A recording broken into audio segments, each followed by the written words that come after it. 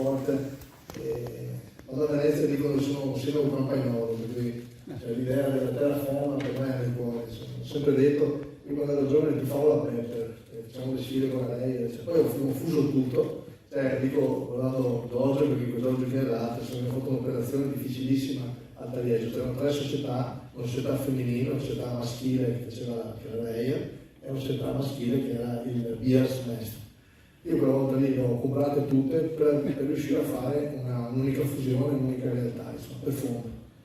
Ed è difficile, mi diceva le cose, c'è sempre qualcuno che deve distinguersi, insomma, come sempre. Però ripeto, credo che il tema degli impianti sportivi, lo dico ai giovani, dovete darci una mano, lo dico ai ragazzi, per sostenere politicamente questa cosa. Abbiamo i numeri per farlo, però francamente ho troppi anni di esperienza per imporre qualcosa. Ho deciso di non fare più l'impianto sulla mia terra con i miei soldi, però non lo faccio più perché non voglio che qualcuno possa dire che ci guadagno qualcosa. Pensate, ce lo racconteremo perché io penso di vivere ancora fino a 130 anni, perché avevo tempo per raccontarlo a tutti, anche ai nipotini di quelli che sono giovani oggi.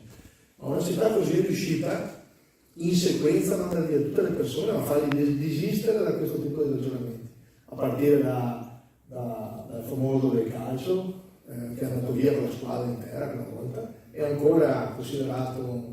Poi è andato a far vedere il calcio a Palermo per 20 anni, c'eravamo noi quando eravamo ragazzi, andavamo a vedere giocare la Juventus in Milan, e per 20 anni l'abbiamo perso. Cioè, nessuno può fare ragionamenti etici, ma quello di soldi sono. Voleva fare un supermercato.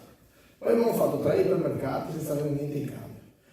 E poi c'è stato un anno da fare Pier Carrelli, durante una torre, la brutta, la bella, quello che vuoi, però siamo andato via quello niente, neanche i risultati. Cioè, questa la realtà è che l'area mestrina è l'area vera del futuro. Non lo dico perché Venezia è la conservazione, dobbiamo conservarla, l'abbiamo trovata così, cerchiamo anche di tenerla sempre bene, è nel cuore di tutti noi ovviamente.